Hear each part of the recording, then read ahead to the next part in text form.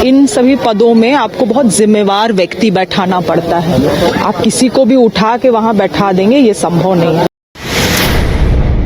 हमारे पास ये आता है, हमारे कैबिनेट में आता है, पी-पेसा के तहत तो मुहर लगेगा, मगर पंचायती राज के तहत अगर ब्यूरोक्रेट्स इसको बढ़ाएंगे तो इसमें दोबारा से मेरा विरोध रहेगा। उस पद में व्यक्ति अगर बैठेगा तो बहुत जिम्मेवार व्यक्ति होगा और हमारे माननीय मुख्यमंत्री उनको पूरा तरीके से खंगालेंगे, उसके बाद ही उसका नाम दिया जाएगा।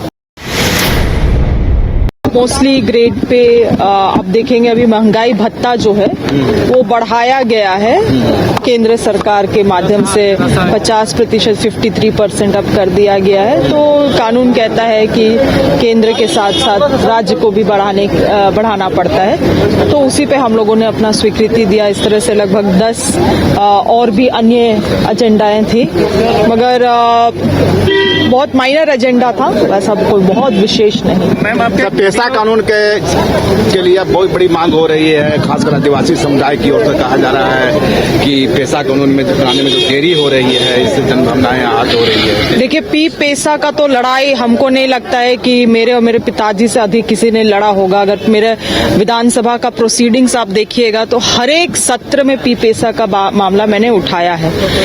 देखिए, और मैंने इस बात को भी कहा है कि जो नियमावली सरकार के द्वारा तैयार की गई है उसे लागू करने में कोई हरज नहीं है, बरसते कि हम लोग पेशा का नियमावली पेशा के का कानून के तहत ही लागू करें, ना कि पंचायती राज अधिनियम 2001।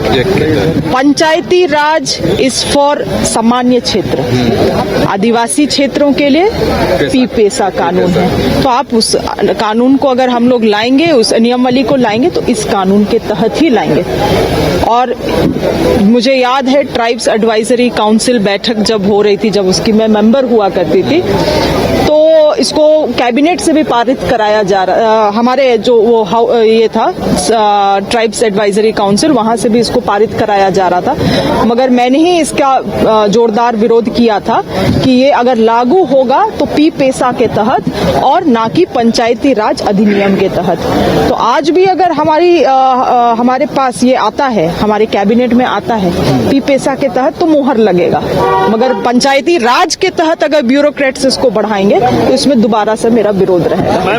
जेपीएससी प्रेसिडेंट का मामला भी छात्रों के बीच में एक बड़ा मुद्दा है। उनका कहना है कि जेपीएससी प्रेसिडेंट अध्यक्ष की नहीं हो रही है, नियुक्ति नहीं हो रही है। देखिए, इन सभी पदों में आपको बहुत जिम्मेवार व्यक्ति बैठाना पड़ता है। आप किसी को भी उठा के वहां बैठा देंगे, ये संभव नहीं है। हमारे माननीय हेमंत सोरेन जी बहुत गंभीर है और चाहते हैं कि कोई बहुत रेस्पॉन्सिबल और अकाउंटेबल पर्सन ही उस कुर्सी में बैठे, और ऐसे व्यक्ति का पूरे बैकग्राउंड, क्योंकि आप लोगों ने देखा होगा कि इस बार हम लोगों को भी इंटीमेट किया गया है कि आप अगर अपना आपात सचिव भी रख रहे हैं तो पूरा बैकग्राउंड हिस्ट्री उसका आप खंगाल ले, उसके बाद ही रखें। तो इसीलिए उस पद में व्यक्ति अगर बैठेगा तो बहुत जिम्मेवार व्यक्ति होगा और हमारे माननीय मुख्यमंत्री उनको पूरा तरीके से खंगालेंगे, उसके बाद ही उसका नाम दिया जाएगा।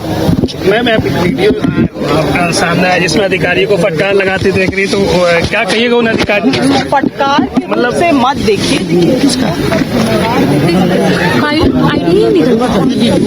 विधानसभा का हम नेतृत्व करते हैं।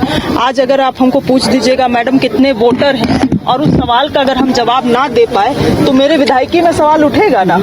उसी तरह से आप अधिकारी हैं, मैंने उनको पूछा कि आपके जिला में किसान कितने हैं। अगर उतना माइनर क्वेश्चन का जवाब आपके पास नहीं होगा तो आपका पोजीशन में, आपका रोल में तो सवाल उठेगा। इसको फटकार की तरह मत देखिए। ये जो समीक्षा बैठक था, मैं चाहती थी कि ये महज एक औपचारिकता बैठक ना बने, इसको हम लोग समझने का प्रयास करें कि हम कितने पानी में हैं, है ना। वो चीजों को रिव्यू करने के लिए बैठक रखा गया था। मुझे लगता है अधिकारी इस चीजों को समझे भी है और इस विभाग को गंभीरता से लेते हुए, हमारे किसानों को गंभीरता से लेते हुए काम करेंगे। क्या कुछ दिशा निर्देश आपने दिया है अधिकारियों को बैठक के बाद?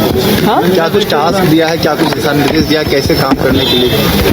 आप अगर उस बैठक में कल थे तो उन चीजों को आप जान ही रहे होंगे। मेरा केवल इतना कहना है कि अगर आप कृषि विभाग से, पशुपालन से, सहकारिता से संबंधित अगर आप अधिकारी हैं तो पहले तो इस राज्य के लोग, यहाँ के किसान आपके प्राथमिकता होना चाहिए।